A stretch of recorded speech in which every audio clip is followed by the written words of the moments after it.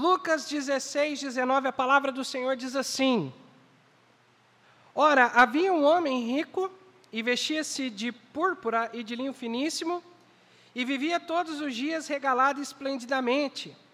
Havia também um certo mendigo chamado Lázaro, que jazia cheio de chagas à porta daquele, e desejava alimentar-se com as migalhas que caía da mesa do rico. E os próprios cães vinham lamber-lhe as chagas. E aconteceu que o mendigo morreu e foi levado pelos anjos para o seio de Abraão. E morreu também o rico e foi sepultado. E no inferno ergueu os olhos, estando em tormentos.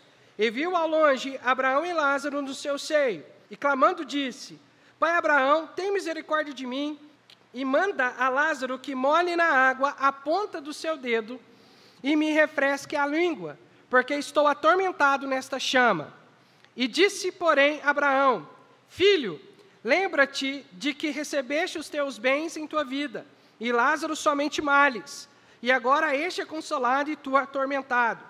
E além de tudo isso, está posto um grande abismo entre nós e vós, de sorte que os que quisessem passar daqui para vós não poderiam, nem tampouco os que de lá passar para cá. E disse ele: Rogo-te, pois, ó Pai, que mandes à casa de meu pai, pois tenho 5 irmãos, para que lhes dê testemunho, a fim de que não venha também para este lugar de tormento. E disse-lhe Abraão: Tem Moisés e os profetas, ouçam-nos. E disse ele: Não, pai Abraão, mas se alguém dentre os mortos fosse ter com eles, arrepender-se-iam. Porém, ele lhe disse: Se não ouvem a Moisés e os profetas, tampouco serão persuadidos, ainda que algum dos mortos ressuscite. Nós estamos aqui num texto onde o Senhor Jesus Cristo está ensinando sobre a realidade do inferno. E é justamente sobre isso que quero pregar e ensinar aos amados irmãos nesta noite. Alguns afirmam que este texto é uma parábola, mas eu não acredito nisso, irmãos. O que é uma parábola? Uma parábola é uma narrativa alegórica, mas que ensina verdades espirituais. Jesus Cristo, durante o seu ministério, ele falou muito em parábola.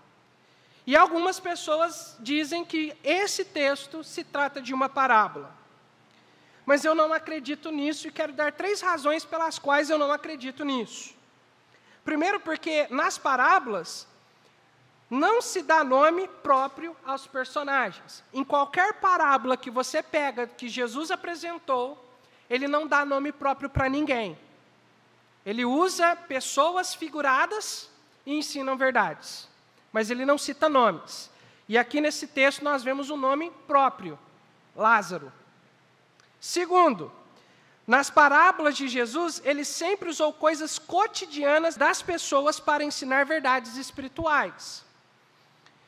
E eu pergunto para vocês, que realidade cotidiana tem a ver o inferno e o seio de Abraão que é apresentado aqui no texto? É algo palpável, algo que as pessoas viviam no dia a dia? Não. Então é a segunda razão pela qual eu não acredito que isso seja uma parábola. E a terceira razão é que Jesus nunca usou fábulas.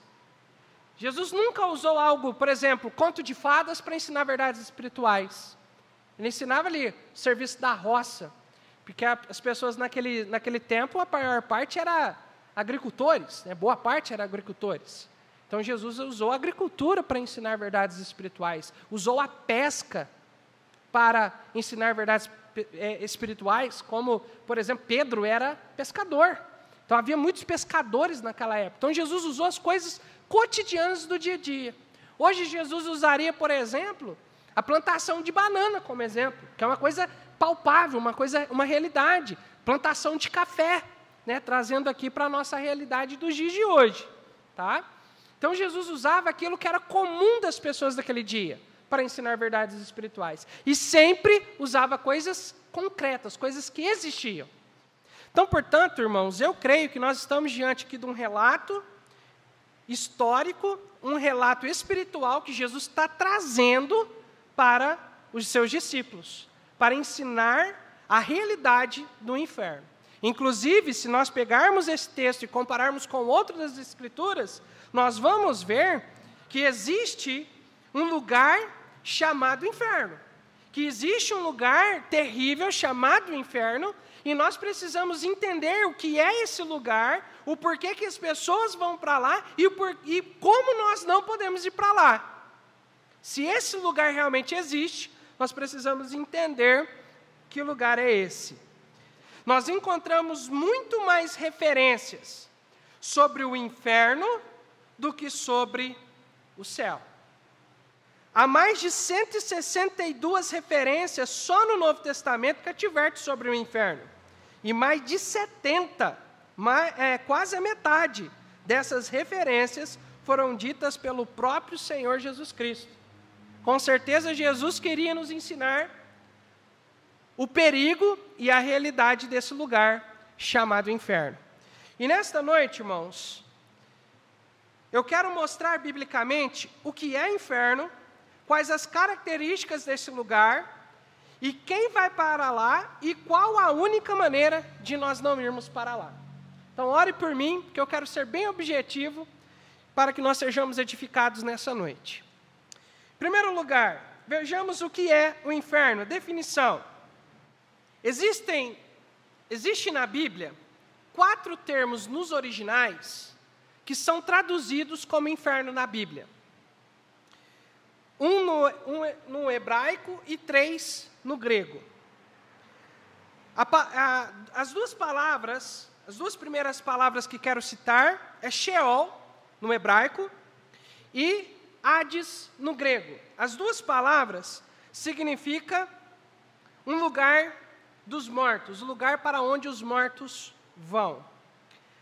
A terceira palavra é a palavra Tártaros, mas ela só encontramos na Bíblia em um versículo, em 2 de Pedro 2,4, para se referir às prisões onde estão os demônios. 2 Pedro 2,4 diz assim: porque se Deus não perdoou os anjos que pecaram, mas havendo-os lançado no inferno, os entregou às cadeias da escuridão, ficando reservados para o juízo. Então, aqui a palavra no original é Tártaros. E a quarta palavra é a palavra Geena, usada também, além de ser traduzida como inferno em algumas passagens, ela é traduzida como lago de fogo, lá em Apocalipse, capítulo 20, dos versículos 13 a 15, que fala que aqueles que não foram escritos, achados seus nomes escritos no livro da vida, foram lançados no lago de fogo, Geena. Mas também lá em Mateus, capítulo 10, versículo 28, ali é traduzida essa mesma palavra como inferno. Quando nós falamos sobre a eternidade, irmãos, nós precisamos entender que existem 2 lugares que a Bíblia fala, relacionado à perdição. Primeiro seria o inferno. O inferno é um lugar temporário, onde as almas dos ímpios são mantidas enquanto aguardam a ressurreição e o julgamento do grande trono branco. Ou seja, a pessoa sem Cristo hoje morre, seu corpo vai para a sepultura, mas a sua alma, a alma daquele que não tem Cristo como seu Salvador, vai para o inferno. Esse mesmo lugar descrito aqui em Lucas, capítulo 16, versículo 19. Mas a Bíblia fala de um segundo lugar, do lago de fogo. O inferno é o período antes do grande juízo, que vai acontecer no final de tudo, quando os mortos do inferno vão ressuscitar, e então Deus julgará todos aqueles que não forem encontrados no livro da vida. Logo depois do juízo final, essas pessoas que estavam no inferno e ressuscitaram, elas vão ser lançadas no inferno novamente, e o inferno, juntamente com todas aquelas pessoas, vão ser lançadas para toda a eternidade no lago de fogo. Tá? Então, o meu pastor Roberto Smith, ele explicava mais ou menos assim para nós, que o inferno é temporário, até o juízo final. Seria o CDP, Centro de Detenção Provisória. Então, vai acontecer o juízo, e logo depois do juízo é a penitenciária, que seria o lago de fogo, que é para todo sempre. Quantos entenderam isso, irmãos? Tá? Então, seria esses dois lugares. O inferno e o lago de fogo, dois lugares separados. O inferno seria temporário até o juízo, e após o juízo, lago de fogo. Ok? Para nós entendermos isso, é muito importante entender que não existe aquilo que é chamado de sono da alma, ensinado pelos adventistas, ensinado pelos testemunhos de Jeová, que eles ensinam que uma pessoa, quando morre, ela fica no estado de sono da alma, que não acontece, ela está ali, repousando em algum lugar, mas não é no céu, não é no inferno, ela está ali, até a ressurreição. Mas, irmãos, esse texto de Lucas, capítulo 16, versículo 19, ensina justamente o contrário. E aqui nesse texto nós vamos ver algumas características desse lugar chamado inferno. E nós vamos ver que não tem nada de repouso, que não tem nada de sono, nós vamos ver que é um lugar de tormento. Mas a Bíblia fala, por exemplo, quando Davi morreu, que Davi dormiu com os seus pais. Mas a Bíblia está se referindo à morte dele. A Bíblia fala em outros... Paulo cita isso também. Mas nós precisamos entender o que significa dormir dentro da cultura hebraica. Não dentro da cultura brasileira. É dentro da cultura hebraica. E nesse sentido, sabe quando alguém morre e alguém fala assim, nossa, descansou? É o mesmo sentido.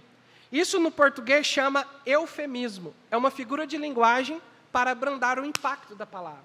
Em vez de você chegar assim, nossa, a pessoa morreu. Você fala, a pessoa descansou. Você quebra o impacto da palavra, eufemismo.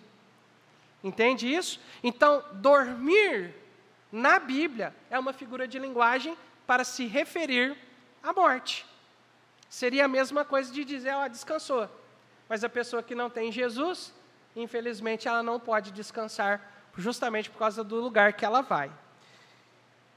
Jesus também ensinou sobre o inferno, irmãos, lá em Mateus 5, 21 a 30. Não precisa abrir lá, eu só vou passar rapidamente. Jesus usa a palavra guiena para ensinar a realidade do inferno ali. Jesus vai falar sobre o inferno, um lugar onde há fogo, onde o bicho não morre, onde há ranger de dentes. A palavra guiena, ela se origina de um termo, de um lugar de Israel lá, chamado Vale de Rinom. Nós temos o lixão. Hoje nós temos aterro sanitário, na verdade, né, que chama. Naquele tempo não tinha aterro sanitário. Eles tinham um lugar, que era uma espécie de um buraco lá, que eles jogavam lixo de Jerusalém lá. Só que era tanto lixo, que eles tinham que acabar com aquele lixo para chegar mais. Como que eles faziam isso? Incineravam. Eles colocavam fogo. Só que era tanto lixo, Douglas, tanto lixo, que o fogo não acabava. Sempre tinha fogo de chamas lá. Mas também o que acontecia é que muitas pessoas morriam e não tinham família, chamados indigentes. Eles pegavam os corpos dessas pessoas e jogavam nesse lixão. E aí havia muito corpo em estado de putrefação ou decomposição. E aí tem o quê? Bichos que surgiam. Jesus usa aquele lugar para ensinar aos seus discípulos e ao povo de Israel sobre a realidade do inferno. Jesus está usando algo concreto da visão deles, que eles entendiam, que eles tinham ali como exemplo, para ensinar a realidade do inferno. Então, meus irmãos, o inferno é um lugar real? Sim. Jesus nos alertou.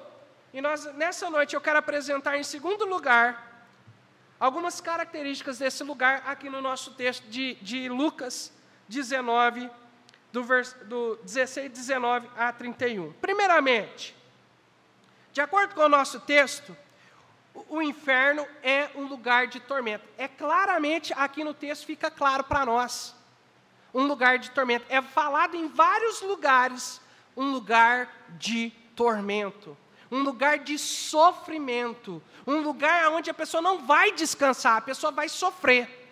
A gente já tem momentos aqui difíceis de sofrimento, mas nada se compara àquilo que as pessoas vão sofrer no inferno. Segunda característica, o inferno é um lugar de completa ausência de alívio de dor. Veja comigo Lucas 16, 24, aí no nosso texto. 16, 24. E clamando disse, Pai Abraão, tem misericórdia de mim, e manda Lázaro que molhe na água a ponta do seu dedo, e me refresque a língua, porque estou atormentado nesta chama. Nós encontramos aqui um homem no inferno, passando um tormento tão grande, e pedindo, Pai Abraão, pede para Lázaro molhar o dedinho na água, para que a gota venha, caia na minha boca e me refresque, diante de tanto tormento. E Abraão vai dizer que isso é impossível, mostrando para nós que não existe alívio de sofrimento lá. Aqui neste mundo, por mais difícil que seja, porque tem pessoas que falam, não, eu não acredito no inferno, o inferno é aqui. Mas aqui, por mais difícil que seja, você ainda tem um momento de alívio. Você pode estar com a dor que for, você toma um remédio forte, acaba a dor, alivia. Você pode estar com aquela dor de cabeça, você vai lá, toma um remedinho, tira com a mão. Você tem momentos de alívio aqui. Mas no inferno não tem alívio. É um momento de sofrimento constante. Terceiro, é um lugar de consciência. Lucas 16, 25. Disse, porém, Abraão, filho, lembra-te de que recebeste os teus bens em tua vida. Lembre-te. Quero destacar aí. Para a pessoa lembrar, para haver conversa, diálogo, tem que haver consciência. Então não existe sono, não existe sono da alma, né? O que existe é um estado de consciente. As pessoas que vão para o inferno sabem o porquê que elas estão lá. Elas vão se lembrar da vida que tiveram aqui. Vão se lembrar das vezes que alguém bateu na porta dela para falar de Jesus. Ou às vezes que o evangelho foi pregado lá no rádio, ela ouviu o rádio e rejeitou Jesus. Escolhendo os prazeres deste mundo, escolhendo as ilusões deste mundo, ao invés de escolher Cristo. Ela vai se lembrar disso. Ela vai se lembrar do dia que ela veio na igreja e o pastor fez o apelo e ela falou, não, hoje eu não vou aceitar Jesus não. Ela vai se lembrar disso. E ela vai sofrer por causa disso. Por que que eu não escolhi a coisa certa? Por que que eu não tomei a decisão certa? 4. No inferno não haverá segunda chance. Versículo 26. De sorte que os que quisessem passar daqui para vós não poderiam, nem tampouco de lá passar para cá. Uma observação antes de eu explicar isso aqui. Nós estamos aqui diante de um episódio onde há o seio de Abraão e o inferno.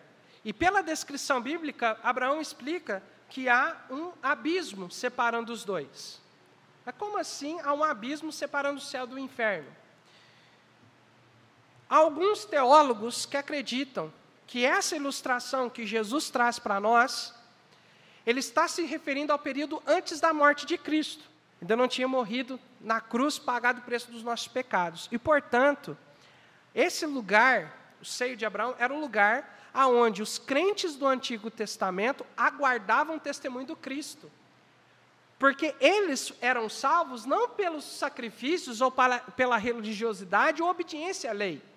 Paulo deixa muito claro que os crentes do Antigo Testamento eram salvos pela fé no Cristo que havia de vir, no Evangelho.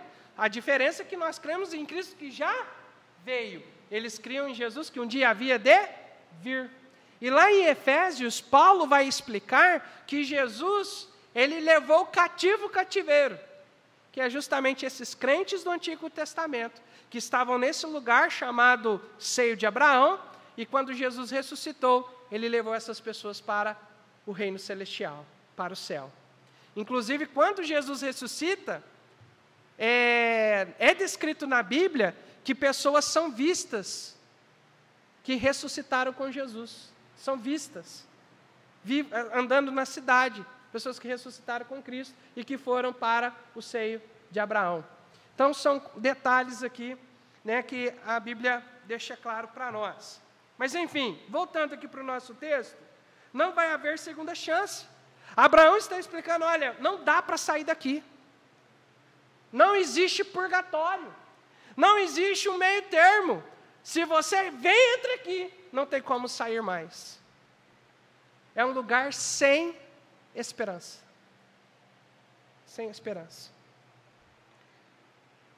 5.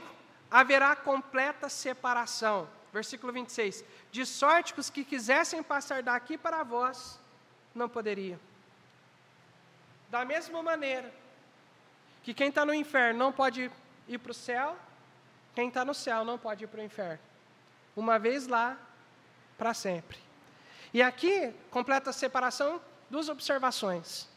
Primeiro, com relação aos nossos familiares. Por exemplo, um familiar que não conhece Cristo, ele vai para o inferno e você vai para o céu. Nunca mais você terá comunhão com aquela pessoa, porque ela vai estar sofrendo e você vai estar no céu. Ou vice-versa. Hoje, por mais que você esteja longe, minha mãe está lá em Cuiabá. Não é?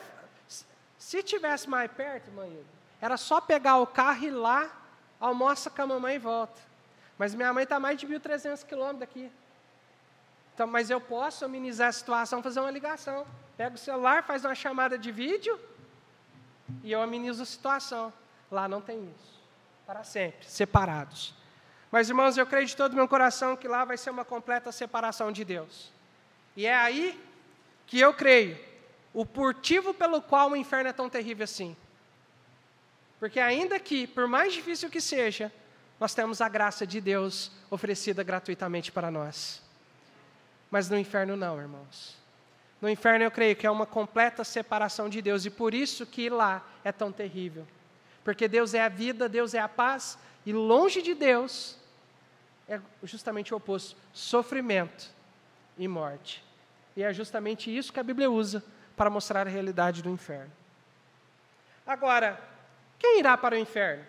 Primeiramente, Mateus 25:41 diz que Satanás e os seus anjos, que inclusive o inferno foi criado para o diabo e seus anjos. Diz assim o texto: apartai-vos de mim, malditos, para o fogo eterno, preparado para o diabo e seus anjos. O inferno não foi preparado para pessoas.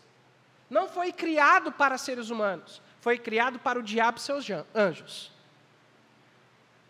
Mas a Bíblia também ensina que os ímpios, os pecadores, irão para lá.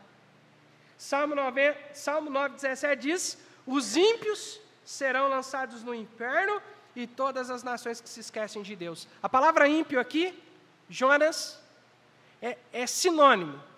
Significa pecador. Aí que temos um problema muito grande. Quem não é pecador? Porque não importa o tamanho do pecado.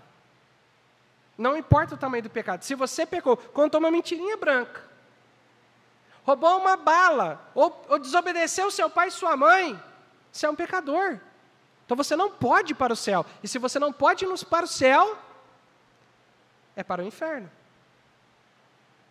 A Bíblia também fala que todos aqueles que não se arrependem vão para o inferno. No próprio texto, o rico foi para o inferno, não foi porque ele era rico, e Lázaro foi para o céu porque ele era pobre, não. É porque o rico não se arrependeu.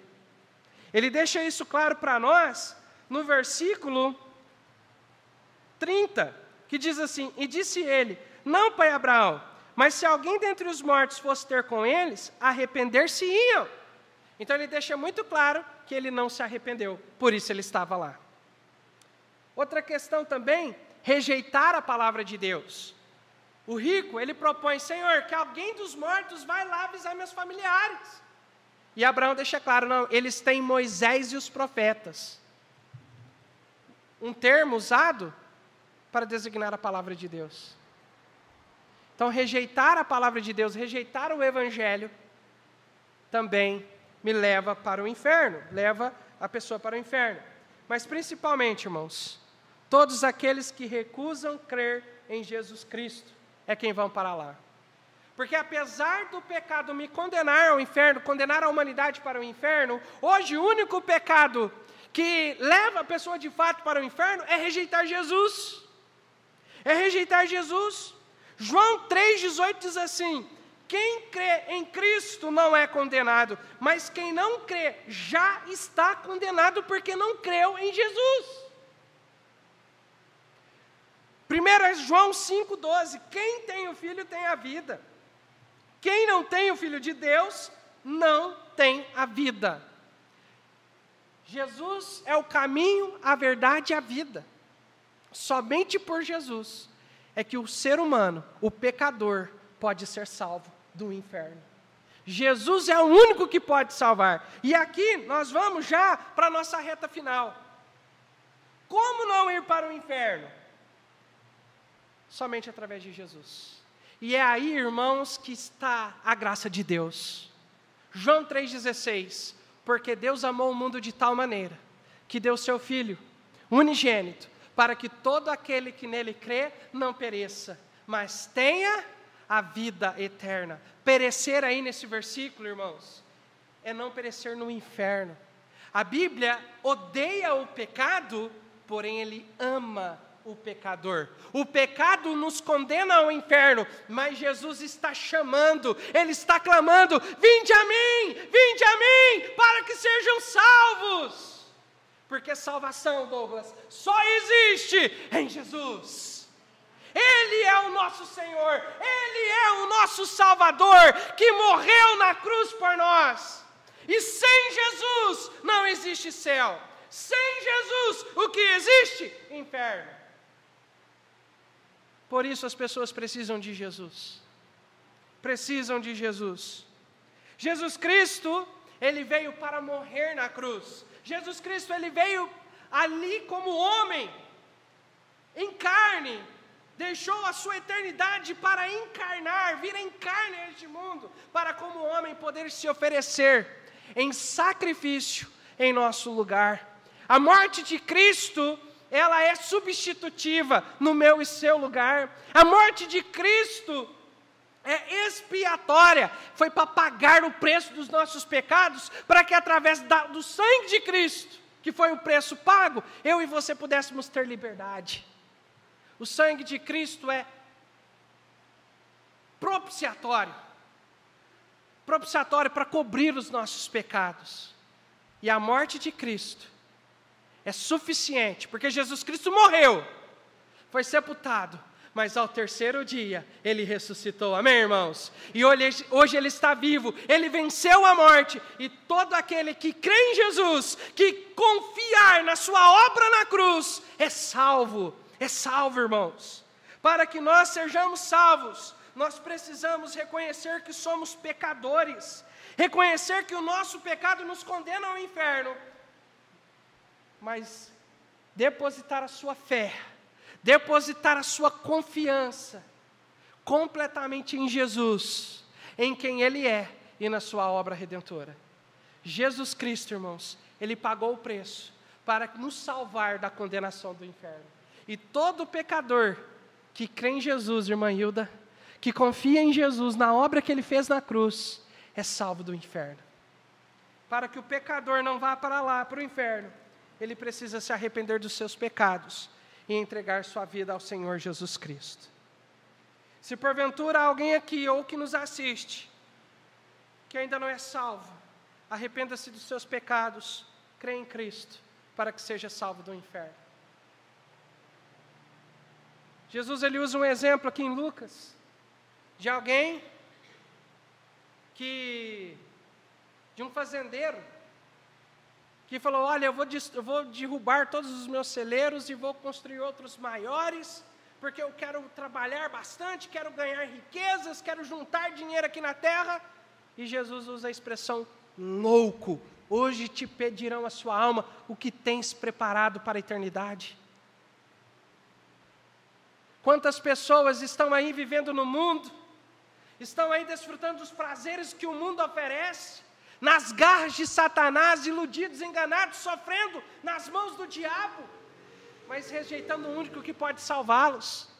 Se eles não sabem que existe algo pior na eternidade, que é o inferno. E nós sabemos, irmãos, e nós precisamos pregar, porque só Jesus pode salvar. Enquanto as pessoas estão preocupadas com este mundo, Existem verdades espirituais como o inferno. E nós precisamos levar Cristo para essas pessoas, porque sem Jesus não existe céu. Quantos estão entendendo isso nessa noite? Agora você, que é salvo em Cristo, quantos aqui nessa noite pode dizer: pastor, eu sei que eu sou pecador, mas eu já entreguei minha vida a Jesus e eu sou salvo por Jesus? Quantos aqui nessa noite? Eu creio em Jesus, Ele é o meu Salvador. Amém, irmãos? Se você crê em Jesus, se Jesus é o seu Salvador, há duas coisas importantes para você nessa noite. Primeira, nunca se esqueça da onde Jesus Cristo te tirou e aonde Ele te colocou. Não se esqueça que você é um pecador, que você merece um inferno. Mas é Jesus quem te salvou. A glória pertence a Ele. É Ele. Agora, dentro disso ainda, saber que eu, como pecador, mereço o inferno, mas que Jesus me lavou dos meus pecados e me salvou, isso traz duas coisas no meu coração: gratidão e alegria. E como eu sou grato a Deus, como eu regozijo no Senhor de saber que eu sou salvo. Não pelas minhas obras. Obras não salvam. Igreja não salva. Quem salva? Jesus. Então, pelo que Ele fez, eu sei que eu sou salvo, porque Ele me salvou. Amém, irmãos? Ele nos salvou. Isso traz gratidão e alegria. Como eu sou grato por aquele dia que a minha avó entrou na igreja Batista Independente de Ibiraci. E ali nós conhecemos Jesus Cristo como nosso Senhor e Salvador. Como eu sou grato do dia que a minha avó me apresentou o plano de salvação. E eu entreguei minha vida a Cristo naquele dia e fui salvo. Estou indo para o céu, porque Jesus Cristo é o nosso Salvador. Amém, irmãos? Gratidão e alegria. Agora, a segunda coisa. A maior bênção da salvação é o próprio Deus, irmãos. Muitas vezes nós idolatramos a salvação, mas a salvação não é o fim em si, é o meio. Não é o fim, é o meio. O fim em si é a comunhão com o próprio Deus. A Bíblia diz que sem Jesus eu estava longe de Deus, separado de Deus, morto para com Deus. Eu estava como inimigo de Deus. Mas em Cristo, o próprio Deus habita em mim. Através do sacrifício de Cristo, eu fui regenerado. Eu nasci de novo. E nascendo de novo, eu fui transformado.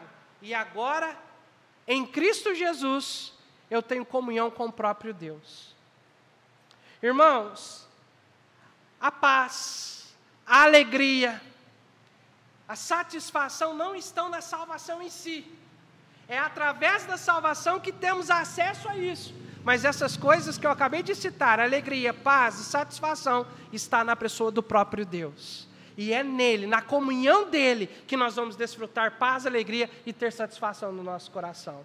Infelizmente, nós temos muitos crentes ansiosos, muitos crentes preocupados, muitos crentes angustiados, depressivos, deprimidos, porque mesmo salvos não estão se aproveitando, usufruindo da presença de Deus. Estão, em algum momento da sua vida, eles tiraram os olhos, tiraram o seu coração de Jesus e colocaram em qualquer outro lugar. O problema é que o único lugar que o nosso coração encontra paz é em Jesus, é no Senhor. Então, irmãos, não tire o seu coração do Senhor. Não tire o seu coração da presença do Senhor. Não tire o seu coração da comunhão com o Senhor. Procure andar na presença do Senhor. Procure andar em comunhão com Deus, através da oração, através da comunhão com Deus, através da palavra de Deus, através da comunhão com os irmãos, através dos cultos na igreja local. Não se afaste do Senhor, porque no dia que você se afastar do Senhor, você vai sofrer as consequências de um coração vazio, de um coração triste, sem esperança, sofrendo aqui neste mundo. Então não se afaste do Senhor. Eu não estou falando aqui de perder salvação. Eu estou falando de comunhão com Deus. Uma vez salvo, salvo para sempre. Nós temos segurança da salvação.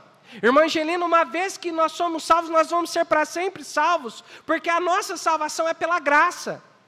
E graça significa um favor que nós não merecemos. Então, como vamos perder algo que nós nunca vamos merecer para ter? A nossa salvação é eterna por causa de Jesus que providenciou a salvação.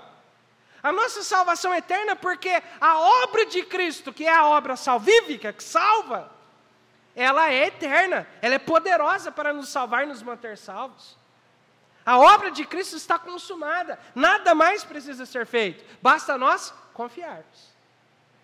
Basta nós confiarmos. Mas, irmãos,